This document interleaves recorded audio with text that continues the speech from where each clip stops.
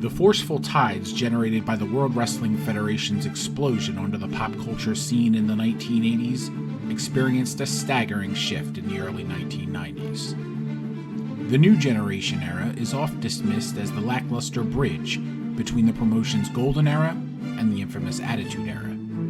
It was a time of great uncertainty and change, but amidst a plethora of cartoonish characters and trivial angles, a lasting feud emerged between two very different stars, each tasked with carrying the promotion on their back and rising the tide of a sinking ship. Bret Hart and Diesel were each given the opportunity to lead the WWF into the 90s with championship reigns, but only one would succeed.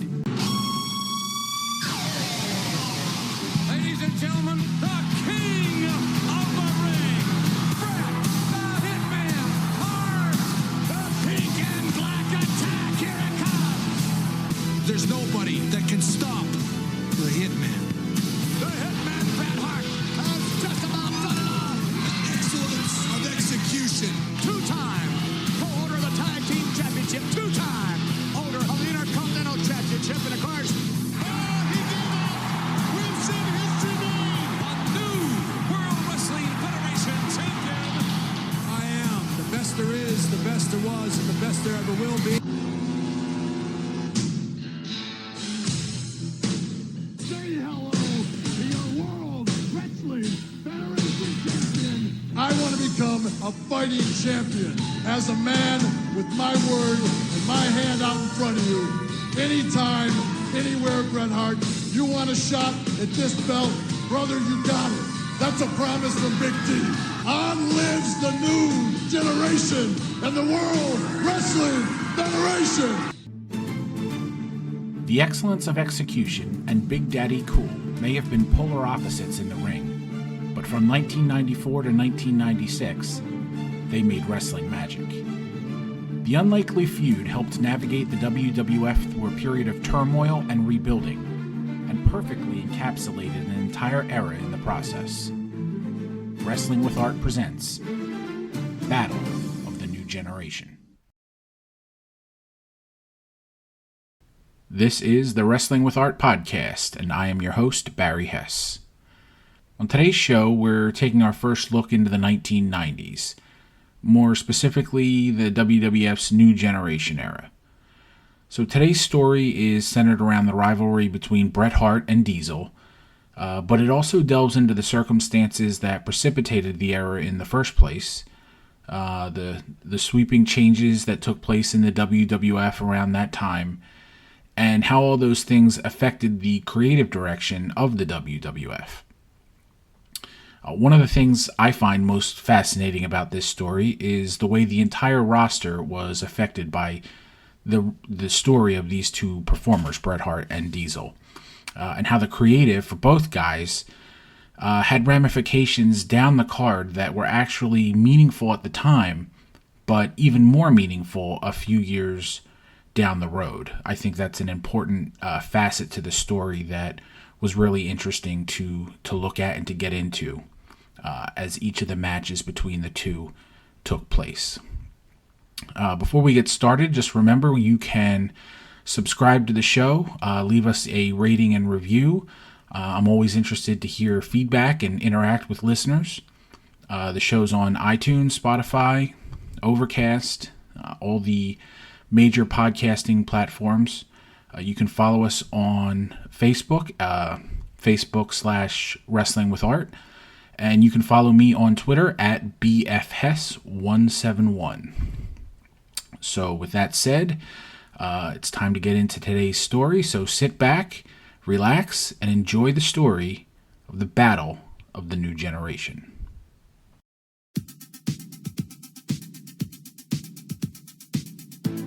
The pro wrestling boom of the 1980s allowed the medium to penetrate pop culture like never before. Charismatic personalities, melodramatic storylines, and lavish spectacles became the new gold standard across the country.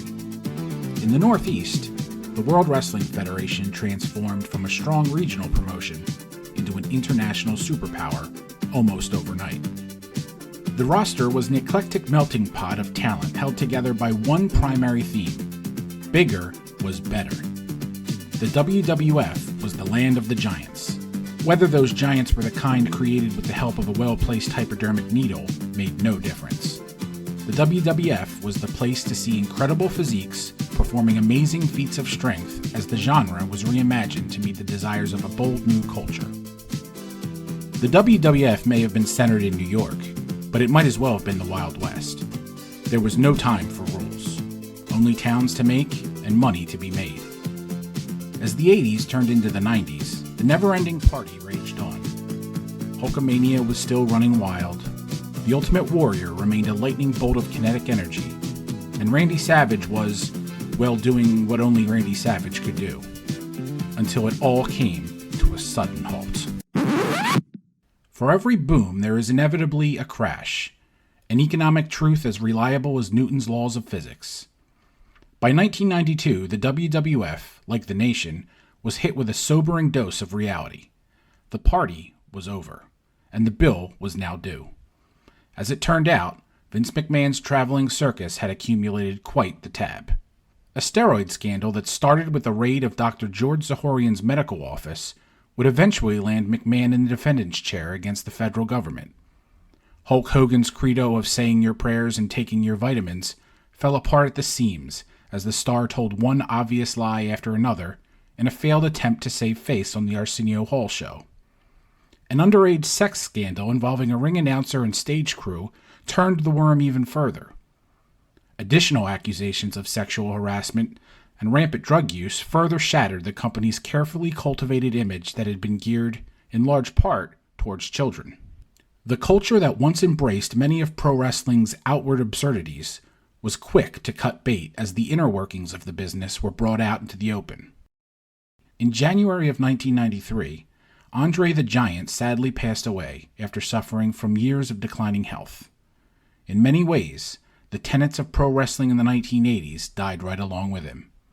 By the summer of 1993, Hogan was gone, and so were many of the performers that helped the WWF penetrate pop culture. The few that remained looked very different. The age of unapologetic steroid use became taboo. McMahon was left with no choice but to pick up the pieces and begin to rebuild his crumbling empire. To do so, he needed fresh talent on top, new characters and modern motifs that could help repair the damage created by the negligence of the previous decade. This post-Hulkamania era would eventually be branded as the WWF's New Generation. Ironically, the centerpiece of the New Generation would be a performer who had already been a member of the WWF roster for over 8 years.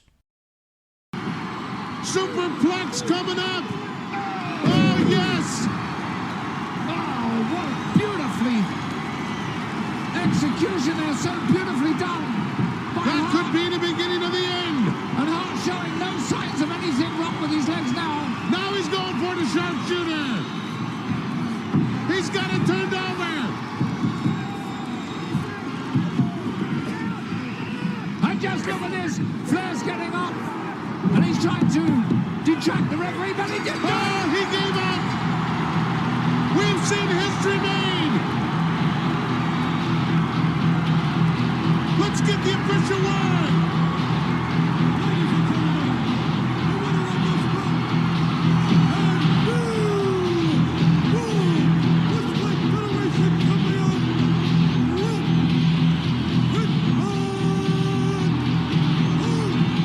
It's pandemonium here in Saskatoon. Bret the Hitman Hart just gained the World Wrestling Federation Championship. Oh, what a magnificent battle fought by Hart. In the beginning, he was outclassed, but he overcame that. There was a lot of adversity. He overcame that, and in the end, he took full control. This man, no doubt about it, is a very, very worthy champion indeed. The fans who purchased a ticket to a house show in Saskatoon, Saskatchewan, Canada, could not have asked for a better surprise on October 12, 1992. Bret the Hitman Hart, a native son, defeated Ric Flair to become the World Wrestling Federation champion. There was no technicality to reverse the decision, no bait and switch to earn the heel champion more heat. The man known as the excellence of execution locked in his patented sharpshooter, and the two-time WWF champion submitted in the middle of the ring. The potential for a title change was hardly on anyone's radar, not the fans in Saskatoon or the WWF fan base writ large. There was no major storyline or personal feud between the two, no build-up to a high-profile title defense. In fact, outside of the fans in the arena that night, no one would even see the match in full until a Coliseum home video release became available the following year. The shocking title change was a pivotal experiment. Could a perennial mid-card act be instantly repackaged as a main event attraction and help reimagine a promotion in desperate need of new stars? Hart first signed with the World Wrestling Federation in 1984 and enjoyed a front row seat to the promotion's massive expansion. He was there for the birth of Hulkamania, he was there for the spectacle of WrestleMania 3, and he was there for the pivotal Mega Powers Explode angle. For the first 7 years of his career, Hart was a centerpiece of the tag team division. Along with his brother-in-law Jim the Anvil Neidhart, the team known as the Hart Foundation enjoyed 2 lengthy runs as tag team champions, once as heels and again as babyfaces. Rivalries against the British Bulldogs, the Fabulous Rougeaus, Demolition, the Islanders, and the Nasty Boys allowed the team to serve as a cornerstone of the tag team division. In 1991, Hart successfully transitioned into a babyface singles act. Not long after making the switch to singles competition, he would add 2-time Intercontinental Champion to his growing resume, defeating Mr. Perfect at SummerSlam 91 and Roddy Piper at WrestleMania 8, respectively. The Intercontinental Championship was already a valued undercard title by the time Hart became champion, but the Hitman's abilities furthered the title's reputation as the work rate championship of the promotion. His match against Mr. Perfect stole the show at an otherwise pedestrian SummerSlam event. The two close friends separated themselves from the rest of the roster with the sort of technical wrestling clinic few others could even attempt, let alone execute to the degree they achieved. The 1992 match with Piper at WrestleMania 8 was widely viewed as an instant classic. A masterclass in match structure, the gripping battle flawlessly transitioned from a technical wrestling contest into a raw fight motivated by pride. In the end, Hart became the first man to earn a clean pin over Roddy Piper in almost a decade, allowing him to leave the Hoosier Dome in Indianapolis with significantly more credibility than when he first arrived. But credibility with the fans was about to get much more difficult for Hart and the rest of his colleagues. At the same time Hart was ascending the card, forces were hard at work to bring the WWF down to size. Between his 2 Intercontinental title reigns, the raid of Dr. Zahorian's Pennsylvania medical office gave the federal government enough evidence to indict and convict the urologist for the illegal distribution of steroids. In the wake of the conviction, expendable members of the WWF roster were let go in droves, in an attempt to separate the promotion from perceived steroid abuse. That included the man long synonymous with the WWF, Hulk Hogan himself, who would slyly step out of the limelight for the first time since 1984. A new public relations nightmare seemingly emerged every day as scandal after scandal found the WWF on the wrong side of negative newspaper headlines, evening news reports, and daytime talk show fodder, and things were poised to get even worse. U.S. Assistant Attorney Sean O'Shea was building a case to go even further than Zahorian's conviction, a case that would ultimately result in an indictment of McMahon and Titan Sports. But crisis for some turned into opportunity for others. As the walls began closing in on performers up and down the roster, Hart navigated through impending doom relatively unscathed. At just a shade over 6 foot and weighing a reasonable 230 pounds, he did not fit the archetype as one of the WWF's chemically enhanced giants, an attribute that would work in his favor by the end of 1992. On August 29th of that year, Hart would lose the Intercontinental title in grand fashion at SummerSlam. He and the British Bulldog performed in the main event of the high-profile pay-per-view emanating from Wembley Stadium in London, England.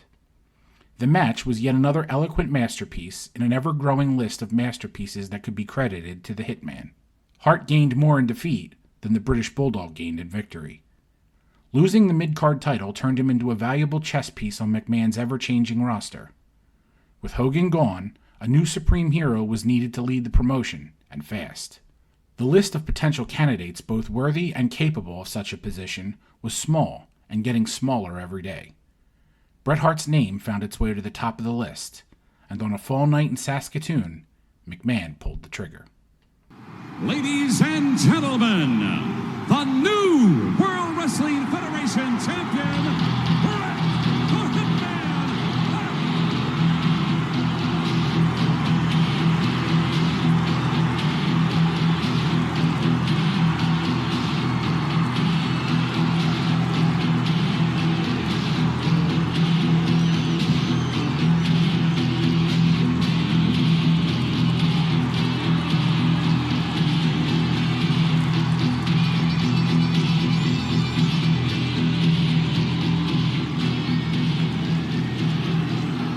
Bret Hart, you were born for this moment. You were born for this day. You know, Gene, I can't tell you right now how proud I am of this moment. This is the greatest moment of my whole life, and I dedicate this moment to all the people that believe that the biggest dreams can still come true.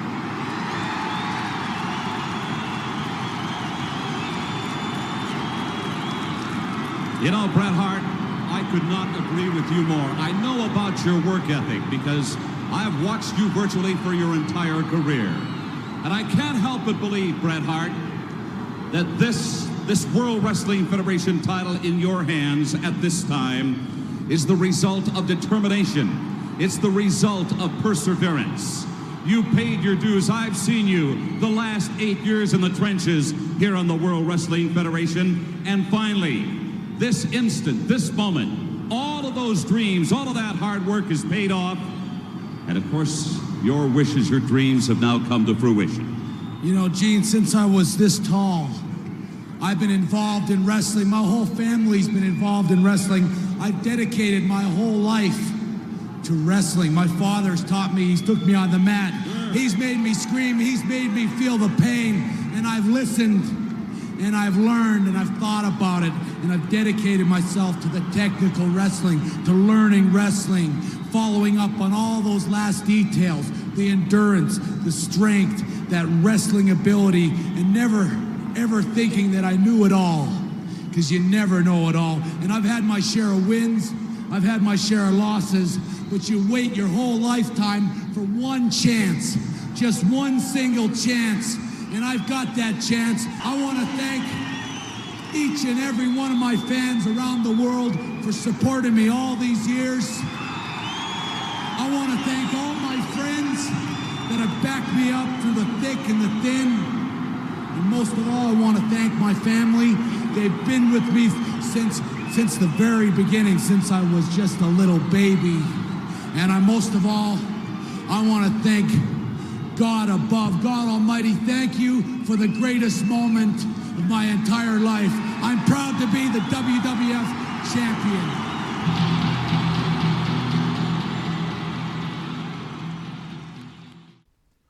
Like Bruno Sammartino and Hogan before him, Hart won the title out of nowhere. But that was where the comparisons ended. He wasn't a cultural icon like Bruno. He wasn't a charismatic superhero like Hogan. In a promotion built on the success of larger-than-life personalities, Hart was decidedly the opposite. But what he lacked in outward charisma, he more than made up for with pure wrestling talent. He was a mat tactician, an athlete worthy of being called the excellence of execution. It was almost surreal to see someone of Hart's stature holding the iconic Winged Eagle Championship on WWF television. Performers of that ilk simply weren't elevated to that level in the WWF. As strange as it was, Hart hardly looked out of place with the title in his grasp. On the contrary, he looked as though he was exactly where he was supposed to be. Instantly elevating a mid-card act into a main event attraction was a risky, if not necessary, gamble. If the fans perceived Hart's title reign as lesser than his predecessors, it would be nearly impossible to change their minds. As it turned out, Hart's status as a mid-card act actually worked in his favor, leading to his coronation. The years spent on the undercard allowed him to build a tangible relationship with the audience, one that naturally progressed over time, even if his character wasn't necessarily being groomed for a larger push. The combination of Hart's undeniable talent and the competent booking around his character allowed McMahon to plug him into the main event scene with relative ease. But crowning a new champion and building a superstar are two very different things. McMahon needed more than just a feel-good moment. As part of the champion's allure, Hart was presented as someone who wasn't going to just defend the title on pay-per-view events.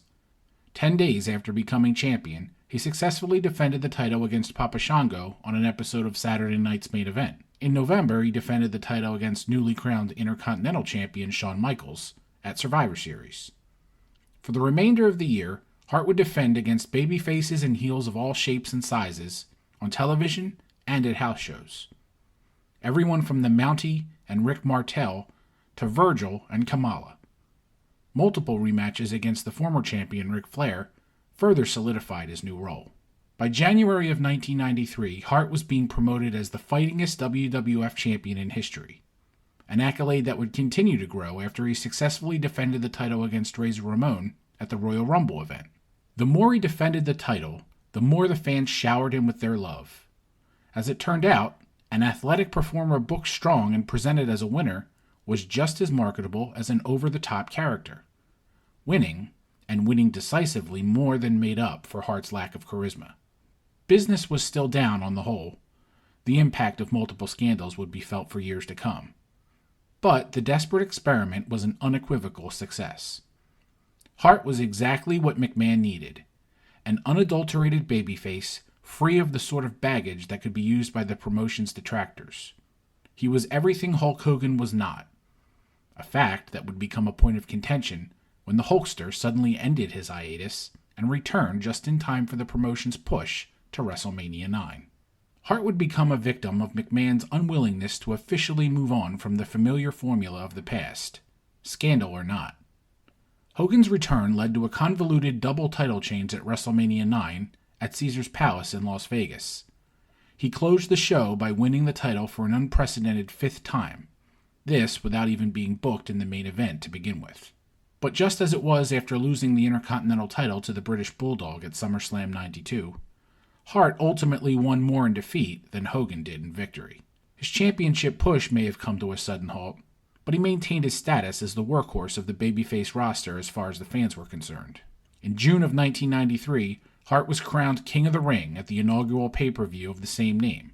A subsequent feud with Jerry Lawler carried Hart through the summer, before a feud with his brother Owen would begin to take shape in the fall. Contrarily, McMahon's last-ditch effort to reignite Hulkamania would be a short-lived exercise.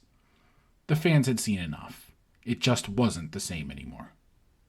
Hogan lost the title at the King of the Ring pay-per-view to Yokozuna, and would not step foot in a WWF ring again until 2002.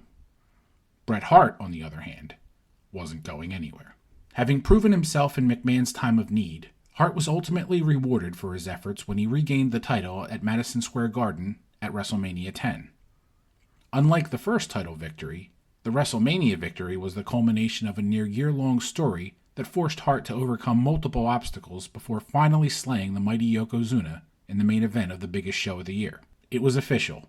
Bret Hart was the face of the new generation, and poised to officially launch the WWF into the 90s. The first title defense after the seminal moment at WrestleMania 10 came at the 1994 King of the Ring event in June. There, Hart would defend against a relative newcomer, someone that could be molded into a new type of giant, someone that would become Vince McMahon's new experiment. And like the experiment with the Hitman, this too would result in a new WWF champion. With the headlights, and right in front of the headlights, you see Shawn Michaels, who will be leading perhaps the most awesome competitor currently competing in the WWF. All 7 feet tall of him, the reigning Intercontinental Champion, Diesel, and he is something. He is a powerhouse. He can dominate anyone. What a challenge match as a big 7-footer steps right over the top rope here. Shawn Michaels, the boy toy, will be at ringside. Fireworks exploding. Ladies and gentlemen, we'll take a commercial. The man simply known as Diesel entered the Baltimore arena with the intentions of walking out with the WWF Championship. Debuting in June of 1993 as the bodyguard of Shawn Michaels, Diesel found himself on the fast track to the main event due to his unique size and look. Standing at nearly 7 feet tall, Diesel provided the opportunity for McMahon to promote a giant based on height rather than muscle mass. Diesel served as the heavy behind Shawn Michaels' egotistical heel antics. Anyone wanting to get their hands on Michaels had to go through Diesel first, a chore that proved to be no easy task. Diesel towered over most of the other members of the WWF roster. With dark hair and his eyes shielded by black sunglasses, the denim-clad bodyguard was an intimidating combination of a badass biker and ill-tempered bouncer.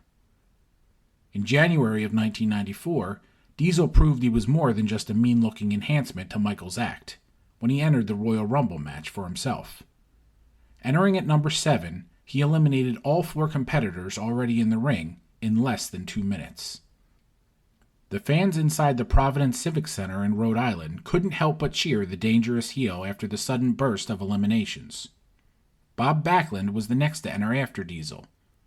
The previous year, Backlund lasted for over an hour and was one of the last 3 men left standing. Diesel threw him over the top rope in 40 seconds. I can't believe the way Diesel came in and completely cleaned house.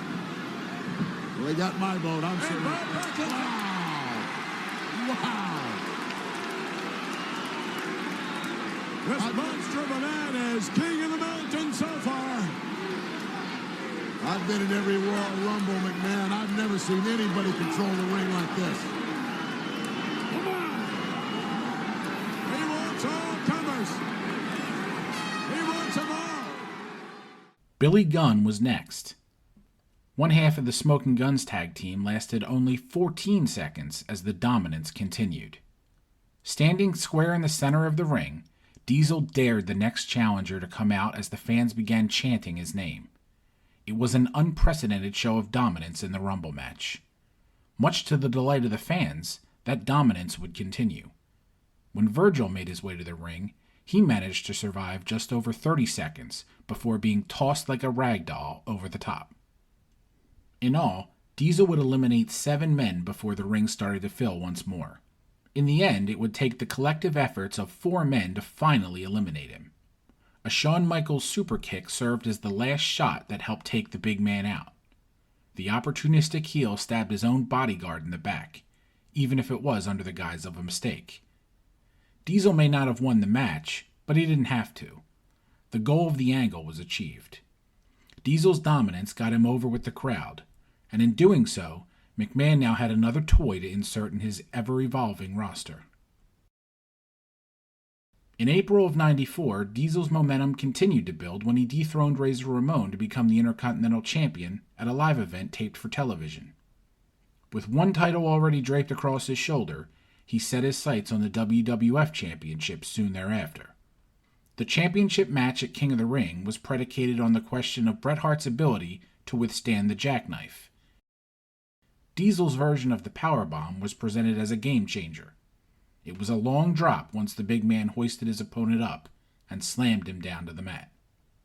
Hart himself even questioned whether or not he'd be able to kick out after he found himself on the wrong end of a 2-on-1 attack executed by Michaels and Diesel on an episode of Monday Night Raw. Diesel towered over the champion flat on his back after delivering a jackknife. If that scene played out at King of the Ring, a new champion was likely to be crowned. Michaels' presence at ringside would be an added threat for the Hitman to consider. After the beatdown he suffered on Raw, it became obvious Hart would need an answer from Michaels, and so he retaliated with a surprise of his own prior to the match. His old tag team partner, Jim the Anvil Neidhart, showed up to be in Hart's corner and even the sides. With his brother-in-law at ringside to watch his back, Hart focused all his attention on outmaneuvering Diesel before the big man could impose his will. Proving yet again how he earned the nickname Excellence of Execution, Hart attacked Diesel's legs and brought him down to size. On the mat, Hart was in total control. Diesel's height and reach advantages meant nothing when he was flat on his back attempting to defend the barrage on his lower limbs. A figure 4 further damaged Diesel's legs, but his long arms forced a rope break even as the 2 competitors were positioned near the center of the ring. Looking to stay on his dangerous challenger, Hart increased the physicality of his attack and rammed the inside of Diesel's leg on the ring post. In spite of Neidhart's presence at ringside, Michaels still found an opening to weasel his way into the action. With the referee checking on Diesel, Michaels hit Hart from behind and sent him crashing headfirst into the same ring post used to damage Diesel's knee. The interference gave Diesel the time he needed to recover and swing the pendulum of momentum back in his favor.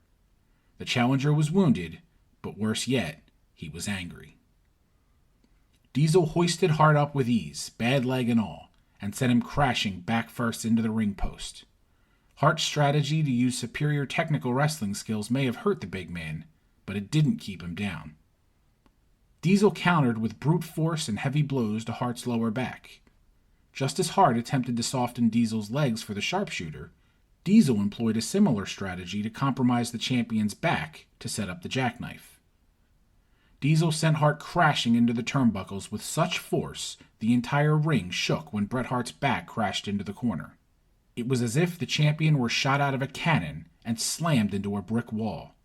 The very sound of the collision almost took the air out of the arena as the fans watched their champion squirm in agony on the canvas. The longer the match went, the more Diesel dictated the tempo and imposed his will. He draped Hart over his knee back first and stretched the damaged lower back region with a methodical backbreaker. The pain on Hart's face told the story. Michaels' interference interrupted Hart's offense, and now he was in the exact position he needed to avoid at all costs. To make matters worse, Neidhart began inexplicably arguing with the referee. As official Earl Hebner's attention was forced away from the action in the ring, Michaels found yet another opportunity to slip in a well-placed cheap shot on the battered champion. Things went from bad to worse for Bret Hart. Diesel showed he could absorb his toughest onslaught. Michaels was helping the powerful challenger inflict more damage from the outside, and Hart's secret weapon to keep the fight fair was causing more harm than good as the action continued. As bad as things were, Diesel couldn't put the champion away. Hart kicked out of multiple near-fall attempts and showed a tenacious grit that gave fans hope for their beloved champion. When Diesel removed a turnbuckle pad, Hart escaped and sent the challenger's head into the exposed steel. Like a wounded boxer, Diesel staggered about the ring throwing wild punches, while Hart juked and jived his way around the shots to land clean blows of his own. The exposed turnbuckle spot injected hope back into the match. Hart got his second wind, and Diesel struggled to maintain a vertical base. With nothing but the ropes holding Diesel upright, Hart unleashed a flurry of punches, and Diesel finally crashed to the mat. For the first time since becoming an in-ring competitor, Diesel appeared to be vulnerable. He dominated in the Royal Rumble. He dominated his way to the Intercontinental Championship. But now he was in the ring with the leader of the new generation, and it was going to take a lot more to keep Bret Hart down for the count. Shawn Michaels was noticeably worried as he watched Diesel struggle to regain his bearings. Back in control, Hart unleashed his patented offensive repertoire. The bulldog from the corner, the side Russian leg sweep, the big forearm from the second rope. There was only one thing left to do. The exhausted champion hoisted Diesel's tree trunk-like legs and began to cinch in the sharpshooter when Michaels sprung up to the apron in a desperate ploy to interrupt the match. Before Michaels could interject, Hart sent the Heartbreak Kid crashing into the barricade at ringside. Though Michaels was successful in preventing the sharpshooter from being locked in, Diesel was in no position to take advantage. The big man was exhausted. He was still suffering from the effects of the exposed turnbuckle, and he proved unable to match Hart's stamina. Stalling for time on the outside of the ring, Diesel delivered a cheap shot to Neidhart, which once again forced the referee's attention away from Bret Hart. Michaels slid into the squared circle and drilled Hart with the Intercontinental title. The fans rose to their feet as they began to recognize what was about to take place. Diesel stumbled back into the ring, dropped an elbow, and covered the champion to complete the devious title win. But Hart kicked out. Holy, can you believe what we're watching here? What a tremendous matchup. One of the greatest title defenses I've ever seen. I hate the second. Wait, look at Shawn Michaels on the outside. The championship belt. Nailing the hitman from behind. Terrible. I pinch myself. I don't know the last two things that happened. What the heck just happened? Referee never saw that. Why did Ample turn his back? All Diesel's got to do is make the cover here and it's over. He doesn't even have to drop that elbow. Oh, no! Still kicked out. Unbelievable! Bret the Hitman Hart. His heart is bigger than this whole arena. Shawn Michaels going crazy on the outside. Can't believe the Hitman kicked out of that one. Holy mackerel, what a match. The fans erupted as they willed their champion to fight on, but the end was near. Diesel had enough, and he motioned for the one move he knew Hart could not endure, the jackknife. Bret Hart went up, and he came crashing down. But the bell sounded before Diesel could make the cover. Neidhart entered the ring and shoved Diesel away from Hart, causing a disqualification. Bret's former partner failed to keep Michaels from interfering, and he cost Hart the decision, but he saved his brother-in-law from losing the title. As it turned out, his motives were less than honorable. Neidhart was never there to protect Bret from Diesel or Michaels. He was there to protect the WWF Championship from changing hands. Neidhart was, in fact, aligned with Owen. Bret Hart's dastardly younger brother wanted to be the one to end his sibling's title reign. Neidhart proved to be an opportunistic mole, someone that Bret thought he could trust until the time came for the double cross. Still down and out from the jackknife, Hart was left a sitting duck for Michaels and an angry Diesel, who saw the championship slip from his grasp. The two attacked the champion once more and left him lying in the center of the ring. In a match designed to further the story between Bret and Owen, the chemistry between Hart and Diesel proved to be an added bonus. In spite of the size difference, Diesel had enough athletic ability to keep up with Hart in a way no other big man could. Likewise, in spite of his technical abilities, Hart displayed a physicality that allowed him to match Diesel blow for blow, in a realistic manner. What began as a story on par with David vs. Goliath organically transformed into something much more compelling. Two competitors with different skill sets going toe-to-toe as equals. And then there was the unanswered question of whether Hart could withstand the jackknife.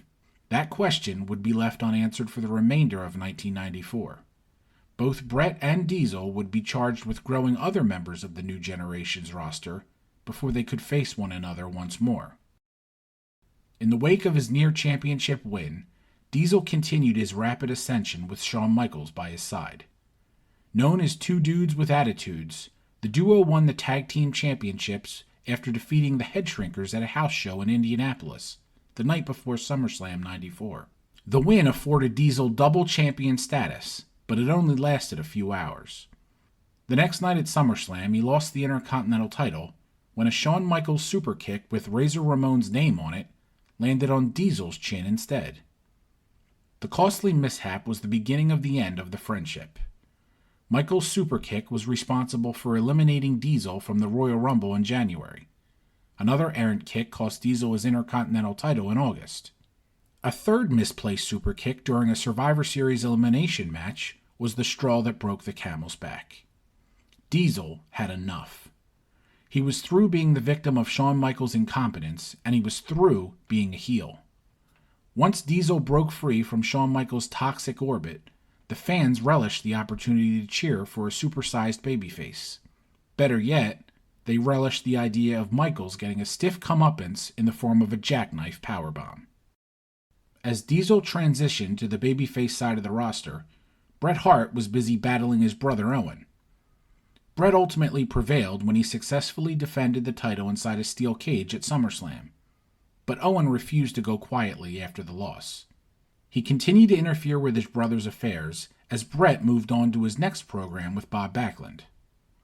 Owen failed to beat his brother for the championship, but he succeeded in helping Backlund take the title away from the Hitman at Survivor Series that year. Adding insult to injury, Owen manipulated Bret's mother into throwing in the towel after Backlund locked in his cross-faced chicken wing submission. The after effects of the chicken wing put Bret Hart on the shelf for much of the remainder of the year. His second title reign was over after 248 days. Backlund's new title reign would be considerably shorter. On November 26, 1994, just 3 days after Survivor Series, Backlund stood in the center of the ring inside Madison Square Garden. The challenger looking back at him was Big Daddy Cool Diesel. 8 seconds and 1 jackknife later, Diesel was the new WWF champion. With the hitman Bret Hart temporarily out of action, Big Daddy Cool, the ranked #1 contender, the bell rings and Diesel, the 7-foot monster, seizes the opportunity. What a boot to the midsection, and then from there, Bob Backlund, jackknife to the canvas, Diesel, the cover, and in a record-setting 8 seconds, Diesel becomes the new World Wrestling Federation champion. The celebration was on as Big Daddy Cool became the leader of the new World Wrestling Federation generation. Less than 2 years after first debuting as a dangerous bodyguard character, Diesel was the new face of the new generation. Unlike Bret Hart, Diesel's journey to the top came by way of an express ticket with few stops along the way. He'd won all 3 of the promotion's major championships in 1994, before setting the record for the quickest championship victory in promotion history. Diesel was a most unique piece of the ever-growing new generation puzzle. He had the size and power of a monster, but he had agility and athleticism to adapt to the up-tempo modern style. He was a dominating badass with the ability to look and feel cool without even trying. He was, unquestionably, a man of the 90s. And as 1994 turned into 1995, Diesel's first title defense was announced to take place at the Royal Rumble. In a reversal of roles from the previous year, his first title defense would be against Bret Hart. Many unanswered questions will finally be resolved in a little under 2 weeks at the WWF Royal Rumble Spectacular. Plus, as if that's not enough action for you, let's talk about the main event. The WWF Championship on the line as Big Daddy Cool Diesel defends against the hitman Bret Hart, who seems to be obsessed lately with his rotten brother Owen. You can't blame him. However, I hope Bret can focus on Diesel come January the 22nd. Remember, only one of these talented WWF superstars will be champion when this much-awaited match is over. And one thing's for sure, whoever has the title when the dust clears will have earned it. By January of 1995, the WWF's new generation was in full force. The last remnants of the old guard was gone, and a new core of talent was established. Performers like Razor Ramon, Yokozuna, Shawn Michaels, and Owen Hart were successfully elevated into the upper card, and they all got there with the help of Bret Hart and Diesel. The respective creative directions of Bret and Diesel helped galvanize the roster as a whole. Bret's second title win at WrestleMania 10 officially ushered in a new era, with an emphasis on in-ring ability and technical skill. Storylines with Yokozuna, his brother Owen, and a heel version of Bob Backlund forced Hart to succeed in different ways. Diesel's title win established an exciting alternative, a dominant babyface with a different type of size and a badass edge fit for the new decade. Feuds with Razor Ramon while he was a heel, and Shawn Michaels when he transitioned into a babyface, were constructed to wow the audience with his size and strength. With so much of the promotion's booking tied to the two babyfaces, their rematch at the Royal Rumble was presented as a major match. Which of the two babyfaces would stand out as the sole leader of the new generation and lead the promotion as champion? The first match was dictated by traditional babyface versus heel match structure, but now that both were babyface characters, the dynamic was vastly different. Historically, the WWF presented high-profile matches among babyfaces as strategic stalemates. The idea of seeing two fan favorites collide was easy to promote, but when the bell rang, the booking was careful to prevent either character from gaining more of an advantage over the other.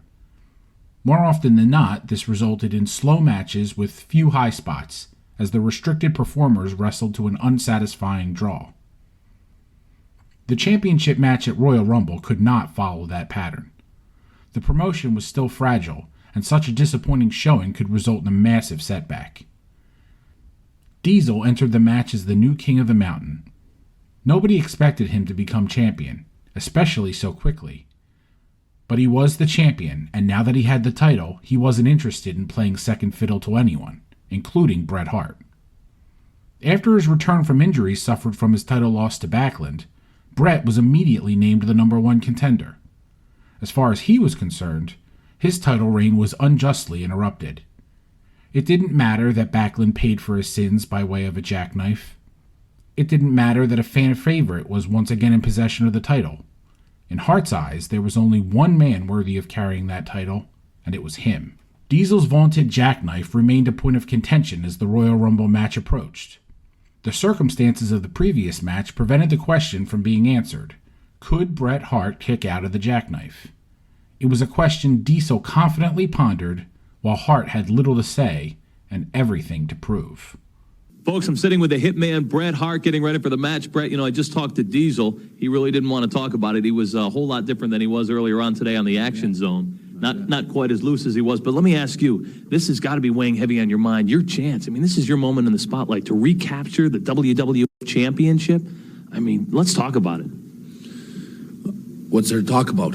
I lost the title, Survivor Series, and all I've thought about ever since, from that day on till right now, to this, as the clock ticks closer to the match, is all I've thought about is winning back that title. I'm going to win back that title. I don't care what anybody thinks. I don't care if anybody care. I know people like Diesel. Hey, I like Diesel. But this is business. This is war, and I want the title back. Speaking about Diesel, the jackknife, we talked about it a little bit on the Action Zone. If he gets you in that jackknife and the legs, and how can you possibly get up? If everything's if, I'll cross that road when I get to it. Okay. Good night.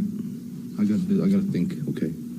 All right, fine, folks. Obviously, both competitors feeling a little differently as this match draws nearer. There you have it. Bret Hart took the unfamiliar walk down the aisle at the Sundome in Tampa, Florida, as the challenger. Diesel, on the other hand, entered the arena with a newfound swagger. He wasn't nervous for his first title defense, but poised to show the world why he was the new top guy of the World Wrestling Federation. Moments after the opening bell, it was obvious that these two babyfaces were not going to follow the disappointing path of similar matches from the past.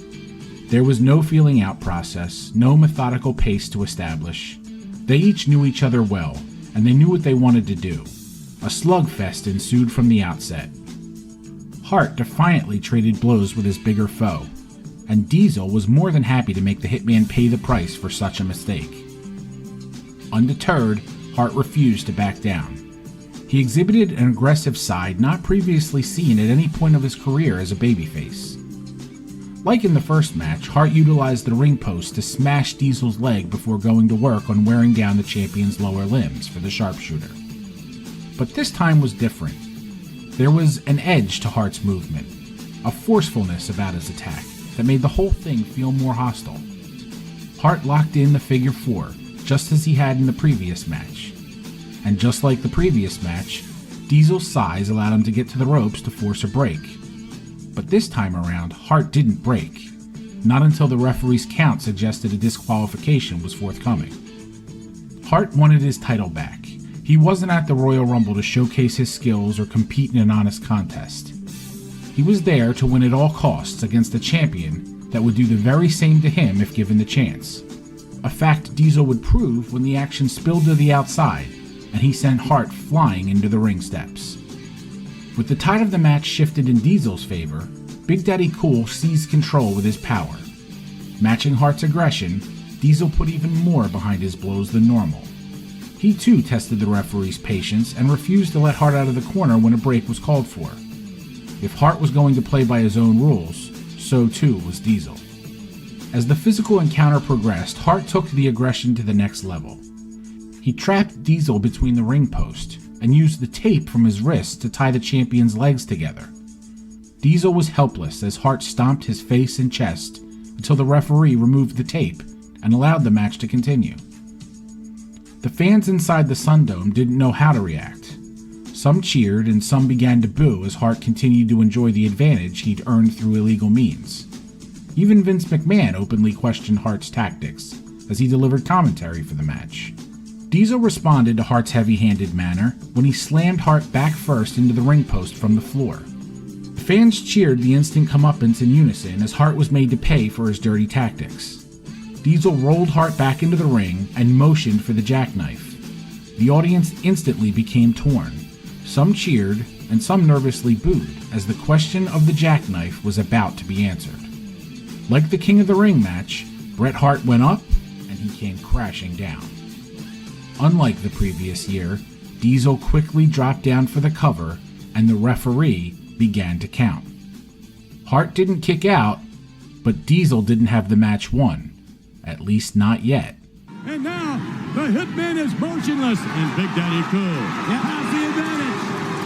Are we going to see the jackknife or not? Are we going to see it? We just could very well see the jackknife. What I'd do if I was Diesel. Come on. Here comes my prediction, McMahon. Big Daddy Cool with the Hitman Bret Hart sets him up. And this could do it. Yes. There it is. The cover. The count. 1, 2. Wait a minute. Oh! Shawn Michaels is in the ring! Shawn Michaels. Look at this. Get him out of there. What's happening? Has the referee rung the bell? What's going on? The official screaming at Shawn Michaels to get out of the ring. Just when Big Daddy Cool was covering the Hitman for the 3 count. Hey, wait a minute. You'll be out of here forever if you do that. Diesel had the match won. I'm sure he did. Now they're both laying flat on their back. And the official there explaining Disqualified Bret Hart. Has Bret Hart been disqualified? What's going on? Look at the carnage in the ring. The referee has ruled that this match must continue. I can't believe it. The match must continue. Shawn Michaels' assault on Diesel stopped the match cold, but referee Earl Hebner recognized that the interference stemmed from the ongoing feud between the two and had nothing to do with Bret Hart. And so, in a most unusual but satisfying turn of events, the match continued. Michaels' sneak attack focused on the same leg originally worked on by Bret, and it left Diesel in a vulnerable position. Likewise, Hart struggled to regain his bearings after little time to recover from the jackknife. The two slowly stumbled to their feet as the crowd cheered for both to carry on the good fight. Like a shark in blood-infested waters, Hart sniffed out Diesel's weak leg and attacked it with pinpoint precision. He didn't ask for Michaels' help, but he wasn't about to let the interference go to waste either. The longer the fight continued, the more both men began to show signs of the toll taken on their bodies. Diesel was significantly hampered by the attacks on his legs. Hart was showing signs of potentially broken ribs caused by the jackknife. The match shifted into a war of attrition. Whichever of the two could fight through the pain would be worthy of the championship. Already teetering on the edge of lawlessness, the match took another turn for the worse when Hart grabbed a chair and slammed it into Diesel's kneecap directly in front of the referee. The fans began booing the Hitman once more as he defiantly re-entered the ring and swiftly applied the sharpshooter to force a submission. Diesel was trapped in the same hold that made Ric Flair and countless others give up. Hart was now on the cusp of winning the WWF Championship for the 3rd time in as many years. And then, chaos ensued once more.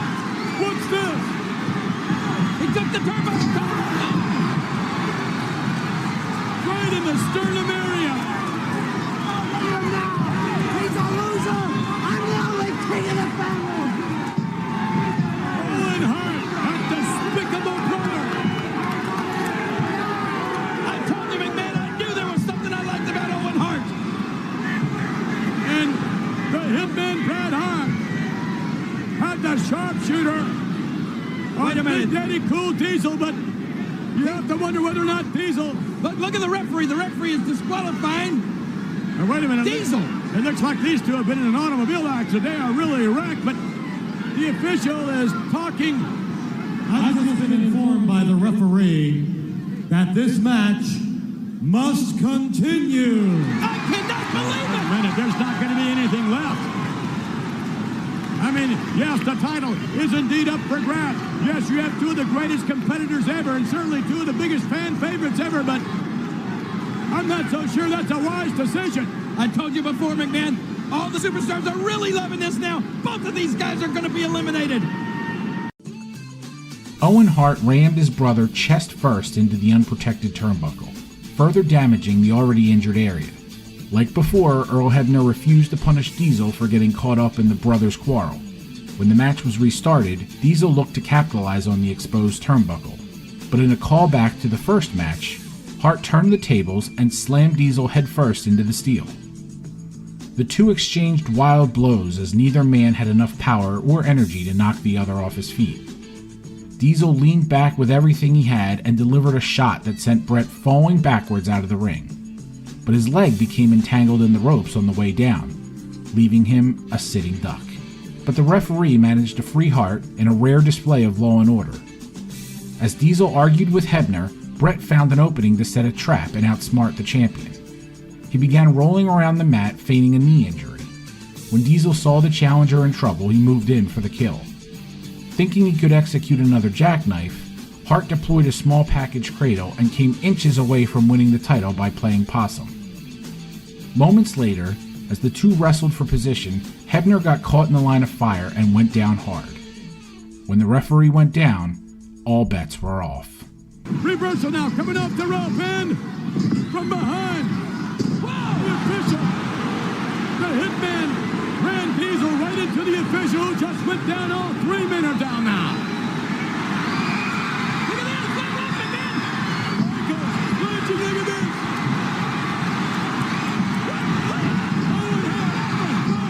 What in the world? Double J, Maroni. There's Double J in on Diesel.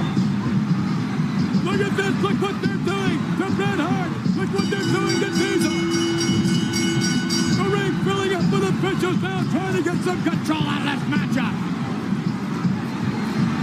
They've all picked their spot to come in. Look at this. Bob Backlund, ladies and gentlemen, all over Diesel earlier on. Shawn Michaels was choking. He's still on top of Big Daddy Cool. Owen Hart all over his brother Bret. The Rowdy, Double J, look at Like this a carnage. It's like a back alley gang fight. The official went down, and the Vultures came out quickly here in Tampa at the Royal Rumble. Yeah, unfortunately, the Hitman and Diesel forgot to bring a gang. With both Diesel and Hart left laying by the gaggle of heels from their past, there was no other choice but to declare the match a draw. Diesel retained his title by a technicality, but nothing was truly settled. After the grueling fight, Diesel showed no hard feelings by coming to Hart's aid amidst the untimely attack, and the two shared a moment of sportsmanship that allowed both to walk out as babyfaces. For the second time in as many years, a match between the two had ended with no clear winner. And for the second time, Bret Hart found himself on the wrong end of a jackknife, but was saved by outside interference. Then there was the unresolved issue of who was the leader of the new generation. Though neither man held a clean victory over the other, both the babyfaces continued to stake claim to that important role. The tangential issues responsible for corrupting two high-profile championship matches would have to be settled if either man was to move on in his career. Much of 1995 Creative was designed to do just that. But in doing so, a clear shift in character development began to emerge. One that would alter the dynamic between both Hart and Diesel as it pertained to the audience. After retaining the title at the Royal Rumble, Diesel would shift all his focus towards settling the score with Shawn Michaels. The two would compete for the title at WrestleMania 11 in April of 1995, and while Diesel emerged victorious, Michaels stole the show in a losing effort. After 3 years as a rising heel, Michaels began the transition into a babyface. Though Diesel quickly surpassed Michaels up the roster after his debut, that cycle began to shift after WrestleMania. A drastic change in the presentation of Diesel's character furthered the downward spiral of Diesel's championship reign. Introduced as a dangerous heel before becoming a badass babyface, Diesel found himself without the edge that attracted the audience to the character in the first place. When he was moving up the card, Diesel was an ass kicker, a cool personality that was starkly different from the cartoonish characters and gimmicks that flooded the roster. As champion, Diesel was presented through a decidedly less cool lens, the corporate lens. The dominating big man that flipped the script during the Royal Rumble match was now a smiling corporate spokesman, hugging kids and shaking hands at sponsorship events. Diesel still enjoyed the benefit of strong booking throughout 1995.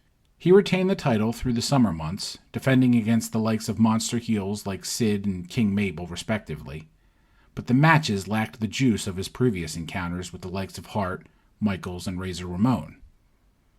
In the fall, he fended off a challenge from the British Bulldog, who turned heel, and he rekindled his friendship with Shawn Michaels. But he wasn't the same. His title reign lost more and more steam with each passing month, a situation made all the more clear because of his close proximity to Michaels' emerging superstardom. In the meantime, Bret Hart forged on after failing to recapture the title in January.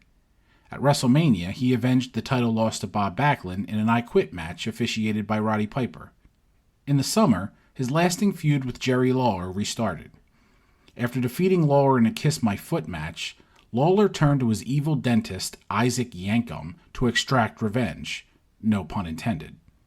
While the wrestling dentist character was hardly compelling, Hart successfully produced a compelling match against the future Kane at SummerSlam.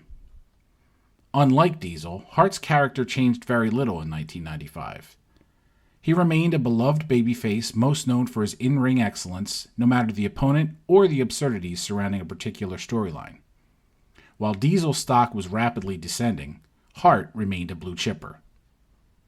By November of 1995, the two characters were on vastly different paths, but those paths would intersect at the Survivor Series pay-per-view.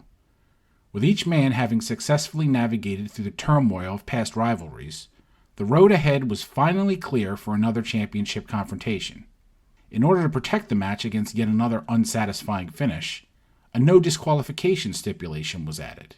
Could Diesel recapture the edge that made him so popular in the first place and obtain a decisive win against his most successful opponent?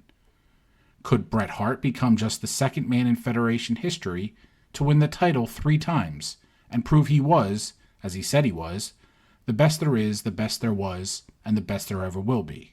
Would the sharpshooter come into play, or would Hart finally succumb to the jackknife?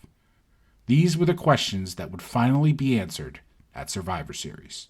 I don't doubt for a second that this is going to be one of the hardest fought matches I've ever had. And, based on the last two, the first one was a knockdown drag-out. What a tremendous matchup! One of the greatest title defenses I've ever seen. The second one was a knockdown drag-out. It looks like these two have been in an automobile accident. They are really wrecked. 2 times, in my estimation, I've jackknifed him. The question lies in my mind, can I beat this man? The one thing about the Hitman is that the Hitman, sort of like a Timex watch, I take a licking, but I keep on ticking. And I'm not too sure that either one of these two will ever be the same after this matchup. You talk about technical wrestling, fast, skilled, and after 15 or 20 minutes, big guys tend to run out of steam, and that's where I come in. That's where I'm at my best. I don't get paid by the hour around here, so I'm going to try to knock him out quickly. I'm going to use my power. I'm going to use my size. I'm going to use my leverage. I'm not going out there to win on points in some kind of collegiate wrestling match. I'm going out to do what Big Daddy Cool does best. That's beat people up, and that's exactly what I'm going to do. Last year, I was interrupted with my World Wrestling Federation Championship reign. It was interrupted, and I got 1 title shot. No winner was declared. And as far as I'm concerned, for the last year, Diesel's been walking around with my title, my championship belt. It's been a war. There's going to be one again. The thing is, I'm bigger, stronger, and smarter than I was in January. It was time to find out who is the best there is, the best there was, and the best there ever will be. 3 years after Bret Hart beat Ric Flair in Saskatoon and sparked a new era for the World Wrestling Federation, he and Diesel were eye to eye once more, this time inside the US Air Arena in Washington, D.C. The two integral babyfaces accepted the fact that they were inherently drawn to one another, no matter what they did or who they did it against. They'd each played a vital role in helping stop the sinking ship from going under for good. They both grabbed the proverbial brass ring and did their best to lead the promotion through a rocky transitional period. And in doing so, they both elevated a number of stars up the card, laying the groundwork for future success. The question of which of the two was superior, which of the two was the man, demanded an answer.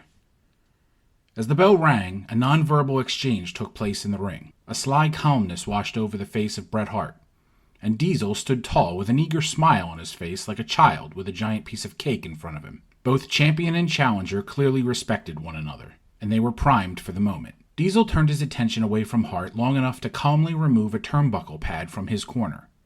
Undeterred, Hart calmly turned and did the same in his respective corner. There was something different in the air that night in D.C., a sense of finality that both competitors and the audience alike could feel. With countouts and disqualification off the table, someone's shoulders were going to be pinned to the mat, or someone was going to submit. When the action finally started, it was with a business-like pace. Hart intended to stretch the match as long as he could, in the hopes that Diesel would become worn out. It was a fair strategy, but getting to that point would be hell. Diesel's power game was back in full force. After being forced to wrestle from underneath against heels earlier in the year, a ring psychology that clashed with his size and most certainly contributed to the character's struggles, Big Daddy Cool was back in the driver's seat against the Hitman. He controlled the early tempo and established his raw power as something Hart could only survive, not counter. Using the no DQ stipulation to his advantage, Diesel casually wandered around the ringside area and picked up a folding chair. Hart used a chair against the champion at the Royal Rumble, and now it was time for the receipt. The sound of the thick cushioned chair smacking against Hart's back was like a sharp clap of thunder inside the arena. The chair shot was delivered with little malice. It was all business, not personal. The ferocious offense had a purpose. It was designed to soften Hart up for the jackknife. But when Diesel went to execute the powerbomb, Hart desperately clawed his way free, resorting to biting Diesel's face just to avoid going up for the devastating ride. With an opening to establish a counterattack, Hart once again focused much of his attention to Diesel's legs. Attacking the knees of the big man was the only way to chop him down to size and eliminate the leverage advantage. Like the two previous matches, Hart relied on a little help from the ring post to keep Diesel down. Unlike the previous match in January, when Hart attempted to lock in the sharpshooter, Diesel had enough power left to kick the Hitman away. Thrown backwards from Diesel's forceful kick, the back of Hart's head connected with the steel turnbuckle Diesel exposed at the beginning of the match. With no choice but to carry on, Hart collected himself on the outside of the ring before using a microphone cord from the floor to tie Diesel's legs together in the corner. The thick wire proved a better choice than the wrist tape he'd used at Royal Rumble. With Diesel immobilized, Hart armed himself with a chair of his own and cracked the champion across the back. Then he targeted Diesel's knee and attacked the delicate area with the brim of an unforgiving chair. Once Diesel freed himself, the fight continued with neither man able to maintain an advantage for very long. The crowd watched intently, almost reserving any large reaction until the finish. The nervous silence was broken when Diesel tossed Hart from the ring apron and down onto the Spanish announce table at ringside. Hart crashed straight to the floor, breaking the table clean in half and sending the unsuspecting announcers flying from their seats. It was the first time a spot like that had been executed, and the audience exploded in excitement amidst the chaos. Diesel maneuvered past broken monitors and shards of sharp wood to retrieve Hart and throw him back in the ring. With Hart incapacitated, Diesel hesitated to move in for the kill. He was, after all, an honorable champion. He implored referee Earl Hebner to stop the match, but the senior official determined Hart was still able to protect himself. It was a questionable call. Bret Hart's limp body was almost dead weight as Diesel attempted to set him up for the jackknife. Hart's rubbery legs buckled underneath him, and he fell face first to the mat. Diesel again showed mercy and begged Hebner to call it off. With no choice, Diesel grabbed his challenger and prepared to deliver the jackknife. That was when Hart sprung up and caught the champion in a small package cradle. The referee counted 3 before Diesel even realized what was happening. In a moment of pure shock, Hart was a 3-time WWF champion just like that. Diesel didn't take the coy move well at all. Like the previous match, he'd fallen for Hart's game of possum, but this time the mistake cost him the title. Incensed, Diesel shoved Hebner to the ground before he could hand Hart the title. Big Daddy Cool jackknifed Hart not once, but twice, and he struck multiple officials trying to calm him down. Bret Hart didn't leave Survivor Series looking like a winner, but nonetheless, he left Washington, D.C. with the title he coveted so very much. Having shared the spotlight for all of 1995, Bret Hart was unequivocally the man in the World Wrestling Federation. Diesel as Bret Hart slumps down. Just turn him over and pin him. I don't think Bret can defend himself any longer. What's he waiting for? The official wants Diesel to continue to wrestle. I don't know that's a wise decision. No, wait a minute. I can't believe it! He did it! He did it! He did it!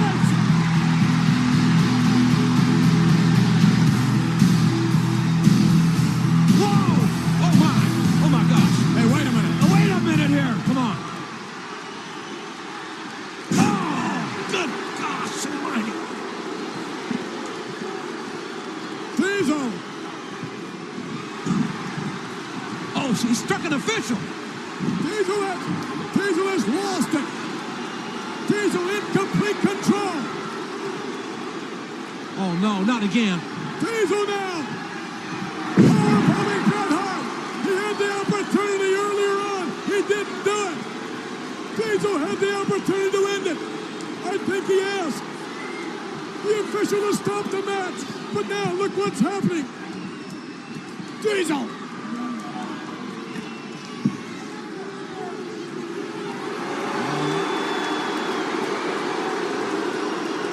Look at his face.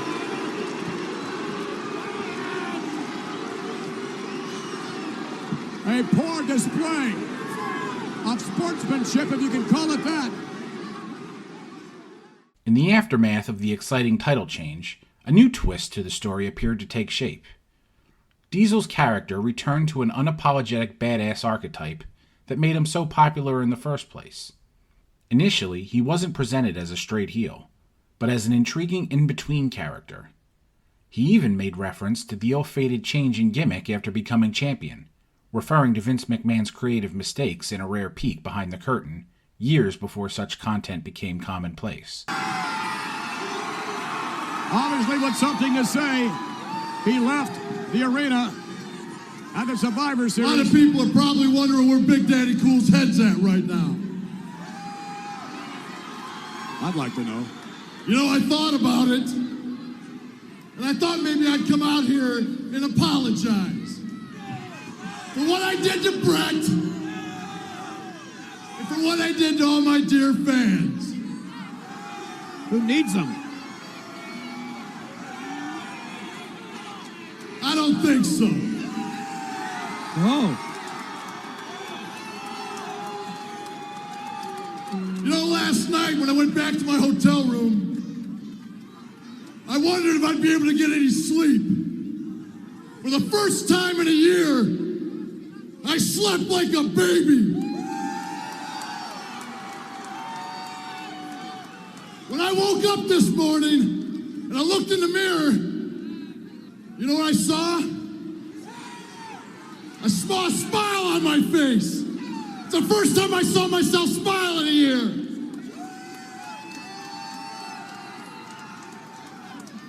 Because I saw myself, not some corporate puppet that you decided to create, Vince. No. Oh. You missed the ball on this one, baby. You missed the ball. After I won the title, 24 hours later, I'm up in Titan Tower with the marketing suits, the merchandising suits. Hey, Diesel, we need you to smile a little bit. We need you to be a little bit more politically correct, a little bit more corporate.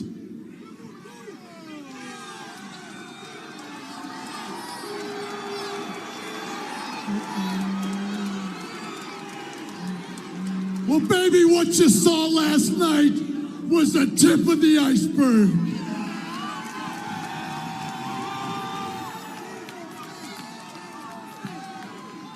Big Daddy Cool's back.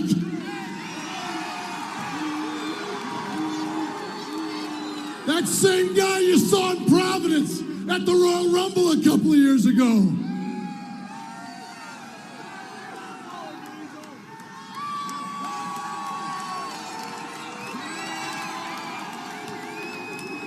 The only thing that matters to me right now is my family, my friends. That includes you, Shawn Michaels. And I'm not saying something. I'm not saying I'm not going to smack hands, but it better have a black glove on it, baby, because I know you're with me.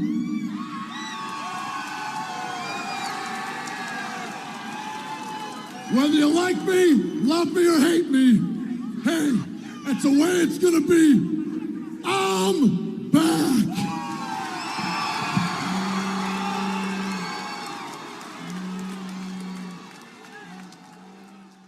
The Diesel character was on the cusp of something very different, but it wasn't to be, and before long he fell back into a more traditional heel role. Bret and Diesel would share the ring one final time in February of 1996, this time inside a steel cage.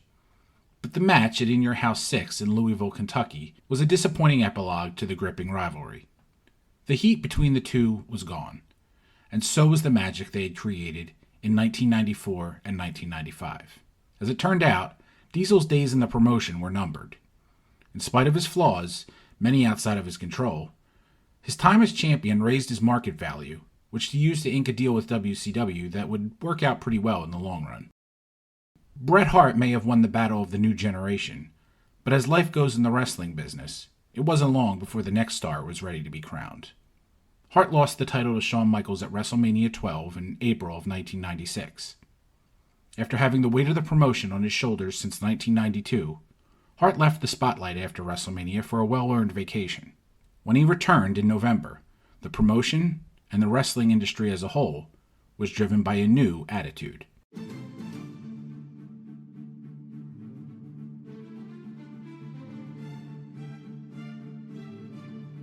The new generation era may not be celebrated beyond basic nostalgic memories in contemporary times, but it was a necessary period in time that laid the foundation for the future of the WWF. Bret Hart and Diesel were largely responsible for forging that foundation, making the Battle of the New Generation an important piece of wrestling history some 25 years later.